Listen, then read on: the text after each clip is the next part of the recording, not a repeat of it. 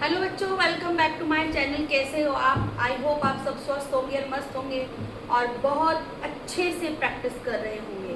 देखिए, मैथ्स को प्रैक्टिस की बहुत ज़रूरत है। बिना प्रैक्टिस के अगर कोई बच्चा कहता है कि मुझे मैथ्स समझ में आ गई तो मैं मान ही नहीं सकती, बिकॉज मैथ्स में प्रैक्टिस का ही रोल है। और क्वेश्चन के एक ही कंसेप्ट पे बहुत टाइप के क्वेश्चंस होते हैं। जैसे कि मैंने आपको रैशनलाइज के बेस पे अभी 2 टाइप के क्वेश्चन करवा चुकी हूँ। आज मैं रैशनलाइजेशन के ऊपर ही नंबर सिस्टम का जो चैप्टर हमारा चल रहा है उसी सीरीज में रैशनलाइजेशन के बेस पे एक क्वेश्चन आपके सामने और लाई हूँ। समझाया सिर्फ मैंने आपको रैशनलाइजेशन करना था कि किसी भी आप जो टर्म अपन को दी है उसे रैशनलाइज कैसे करना है, उसके डिनोमिनेटर को रैशनलाइज करने का मेथड क्या है, कैसे हम उसे रैशनलाइज करते हैं। लेकिन उस मेथड को यूज़ करने के लिए या उस क्वेश्चंस को 3 तरीके से हमने आपको बताया। 2 मेथड में करवा चुकी हूँ, तीसरा मैं आज कराने जा रही हूँ। आपको इसको ध्यान से देखना है और प्रैक्टिस बराबर करते रहना है, तभी आपको समझ में आएगा कि आप कर क्या रहे हैं, अदरवाइज आपको समझ में ही नहीं आएगा। चलिए शुरू करते हैं। पहले क्वेश्चन को देखेंगे। क्वेश्चन क्या कह रहा है, एक आपको x की टर्म दी है, x is equals to √3 plus √2 upon में है √3 minus 2 √2 and the value of y is √3 minus 2। ये इसका डिनोमिनेटर था, यहाँ न्यूमरेटर बन गया एंड अपॉन में इसके आया है √3 प्लस √5। ठीक है, तो आपको जो वैल्यू दी गई है आप इसको पहले तो ये ऑब्जर्व करें कि ये दोनों एक दूसरे के अपोजिट है। अपोजिट का मीन्स क्या बता रही हूँ मैं, उसका डिनोमिनेटर इसका न्यूमरेटर है और उसका न्यूमरेटर इसका डिनोमिनेटर है। यानी कि x की वैल्यू को बोले तो 1/y कह सकते हैं, यानी रेसिप्रोकल ऑफ y है, उसका अपोजिट हो गया।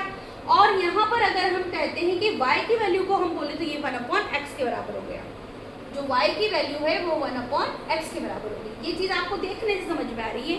अब क्वेश्चन में क्या कह रहा है, देखिए एक एक्सप्रेशन दे दिया आपके सामने और उसे आपसे कह रहे हैं कि अगर आपको x और वैल्यू की वैल्यू दी हुई है तो आपको सॉल्व क्या करना है, x प्लस वाई का होल स्क्वायर। अगर x प्लस वाई का होल स्क्वायर देखना है तो बच्चों पहले x प्लस वाई करना है ना।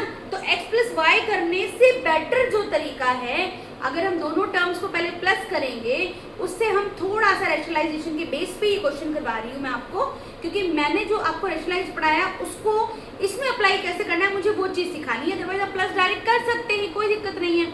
लेकिन आज हम करने जा रहे हैं इस मेथड के अंदर हम वो करेंगे कि x और y को प्लस करने के पहले x को रैशनलाइज करेंगे और y को भी रैशनलाइज कर लेंगे। और मैं आपको कुछ समझाने वाली थी, वो मैंने आपको पहले समझा दिया है। अब देखिए, पहले हम लेते हैं x को। हमने x लिया, that is √3 plus √2 divide by √3 minus √2। Rationalization में क्या कहते हैं, जो डिनोमिनेटर की टर्म है उसका साइन बदल के, उसका मिडिल का जो साइन दिया हुआ है, दोनों के बीच में जो साइन दिया हुआ है उसे अपोजिट कर दीजिए और रैशनलाइज करने के लिए दोनों ही न्यूमरेटर एंड डिनोमिनेटर को आप मल्टीप्लाई कर दीजिए। यहाँ तक आपको समझ में बिल्कुल आ गया होगा, क्योंकि मैं आपको क्या कह रही हूँ, पहले मैं x को रैशनलाइज कर रही हूँ। मैं अभी ये इस एक्सप्रेशन पे नहीं आई हूँ, हमारा क्वेश्चन ये है x प्लस वाई वाला। मैं आपको ये करके बता रही हूँ कि x प्लस वाई को करने के पहले मैंने x को क्या करना है, रैशनलाइज करना है। चलिए सॉल्व करते हैं। यहाँ पर ये same term √3 plus √3 plus √2 same term है तो क्या बन जाएगा, स्क्वायर हो जाएगा। इसका हमने बना दिया स्क्वायर। इस टर्म में हम देखते हैं नीचे एक प्लस का एक माइनस का साइन वाला टर्म आ गया, यानी कि अप्लाई क्या होगा, a plus B and a minus B, that would be a square minus B square. ये आपका आइडेंटिटी यहाँ अप्लाई होगा और मैंने इसको बॉक्स में लिख दिया है कि मैंने ये अप्लाई करा है। तो यहाँ पर आ गया है √3 का स्क्वायर माइनस √2 का स्क्वायर। आई होप आपको समझ में आ रहा है। इसका मैं आपको आगे जो सॉल्यूशन है वो नीचे वाली लाइन में करके बताती हूँ। √3 और √2 का जब हम होल स्क्वायर खोलते हैं तो a प्लस बी का whole square would be a square plus 2ab plus b square. मैं एक्सपेक्ट कर रही हूँ कि मेरे सारे स्टूडेंट जो 8th पढ़कर आए हैं उन्हें ये आइडेंटिटी आती होगी, क्योंकि ये चीज़ पहले आप पढ़कर आए हैं। क्योंकि मुझे ये लगता है कि जब बच्चे को ये आइडेंटिटी आती है तभी वो 9th में जाके एंट्री में आता है, क्योंकि 8th तक के स्टूडेंट ये सब कर चुके होते हैं। तो ये आइडेंटिटी आपको मैं रिपीटेडली लिख इसलिए रही हूँ कि मेरे बच्चे जो मेरे यूट्यूब से या मेरे जो पुराने स्टूडेंट हैं जिन्हें मैं ऑफलाइन पढ़ा के आई हूँ, या मेरे वो स्टूडेंट जो मैं ऑनलाइन पढ़ा रही हूँ जिन बच्चों को, वो बच्चे सीखें और कोई अगर चीज़ मिस हो रही है तो वो उसे समझ भी लें। क्योंकि 8th में हर जगह पढ़ाई का लेवल एक जैसा नहीं था। 8th तक कई लोग थक्के में पास हुए हैं, कई बच्चों ने प्रैक्टिस नहीं करी है, कई बच्चों ने सिर्फ पासिंग मार्क्स लाए हैं। लेकिन अब 9th और 10th को बेस्ट करना है, कुछ अच्छा करना है, तो ये सब चीज़ें हमें आनी चाहिए। मैं फिर भी आपको लिख लिख के समझा रही हूँ, ठीक है। अब आगे देखिए, मैंने क्या करना है यहाँ पर, इसका आइडेंटिटी को अप्लाई करना है। दैट वुड बी √3 का square plus 2 into √3 into √2 plus √2 का होल स्क्वायर। इस टर्म में ये है a, ये है b। अगर a की जगह ये रखा, b की जगह ये रखा, तो आपको सिर्फ इस जगह यहाँ पे प्लेस करना है। नेक्स्ट आपको क्या मिला यहाँ पे, √3 का स्क्वायर। रूट और रूट जब दोनों आपस में यहाँ पे रूट का x इंटू √x होता है बच्चों, तो उसकी वैल्यू x आती है। वो क्यों आती है, मैं आपको 8th क्लास में पढ़ा चुकी हूँ। √5 इंटू √5। रूट और रूट के किसी मतलब बेस जिनका सेम है, उनकी अगर पावर डिफरेंट होती है तो उनकी पावर का प्लस हो जाता है। तो ये आ गया आपका 1, ठीक है, ये आपका आ गया 1। अब देखिए इसके आगे क्या करना है, 3 माइनस √2 का क्या आ गया 1। देखिए डिनोमिनेटर बिल्कुल 1 हो गया है ना। डिनोमिनेटर की जगह क्या बन गया है, ओनली 1 सिंगल नंबर आ गया है। अब आंसर देखिए, हम 3 प्लस 2 √6 रूट वाले नंबर्स का अंदर मल्टीप्लाई कर सकते हैं, प्लस 2 और अपॉन में 1, यानी कि आ गया 5 प्लस 2 √6। बच्चों ये किसकी वैल्यू आई है, x की, यानी कि ये वैल्यू किसकी आ गई है, x की। और x की वैल्यू का अपोजिट किया जाए, यानी इसको अपॉन में कर दिया जाए, तो किसकी वैल्यू बन जाती है, y की। यानी y इक्वल्स टू क्या होगा, 1/x, तो वो हो गया 5 प्लस 2 √6, 5 प्लस 2 √6, ये आ गया आपका y। अब हमें क्या कहा गया है कि x प्लस y करना है। अब हमें क्या कहा गया है, x प्लस y करना है। अगर आपको अब x प्लस y करना है तो आप कर सकते हैं, या फिर आप करके देखिए इसका x प्लस y, यस कर सकते हैं, बिल्कुल कर सकते हैं।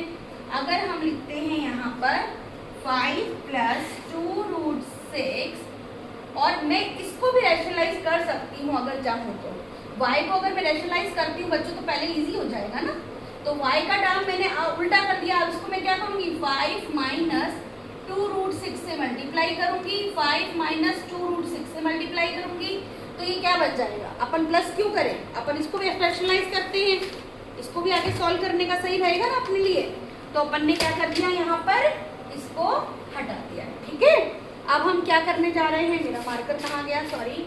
अच्छा, अब ऊपर क्या बचा, ऊपर बचा है 5 माइनस 2 √6, और अपॉन में क्या बचा, 5 का स्क्वायर माइनस 2 √6 का स्क्वायर। यहाँ बचा 5 माइनस 2 √6 अपॉन 5 5 जा 25, 2 2 जा देखिए 2 का स्क्वायर √6 का स्क्वायर, तो दोनों में क्या हो गया, ये 4 हो गया और ये 6 रह जाएगा रूट का, तो 6 4 जा 24, ठीक है। तो डिनोमिनेटर अगेन क्या बन गया है आपका, 1 बन गया है। डिनोमिनेटर वापस क्या बन गया आपका, 1 बन गया। तो आप देखिए कितना इजी हो गया अब हमारे लिए। अब हम ये क्या निकाला हमने, y।